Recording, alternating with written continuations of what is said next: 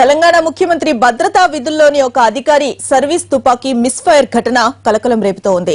Training అకాడమీలో practice సందర్భంగా జరిగిన మిస్ఫైర్ ను కప్పిపుచ్చుకునే యత్నం చేయడంతో ఈ వ్యవహారంపై దర్యాప్తు జరుపుతూ ఉన్నారు. ముఖ్యమంత్రితో పాటు వీఐపీలకు భద్రత కల్పించే అధికారులు అనుక్షణం అప్రమత్తంగా వ్యవహరించాల్సి ఉంటుంది. ఎలాంటి పొరపాట్లకు ఆస్కారమే ఉండకూడదు. కానీ తెలంగాణ ముఖ్యమంత్రికి భద్రత కల్పించే అధికారులు ఈ విషయంలో నిర్లక్ష్యంగా ఉన్నారనే వాదనలు వినిపిస్తున్నాయి.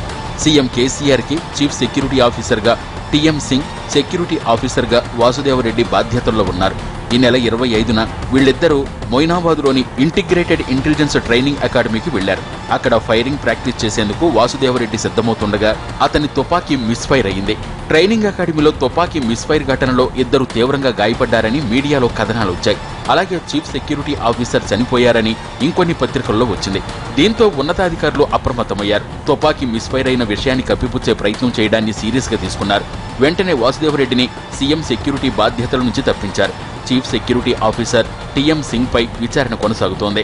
ఈ ఘటనపై CM security group additional SP Radhakishan దర్యాప్తు చేస్తున్నారు. ఆయన 2 రోజుల్లో నివేదిక ఇవ్వనున్నారు. రిపోర్టు ఆధారంగా వీళ్లపై చర్యలు తీసుకునే అవకాశం ఉంది.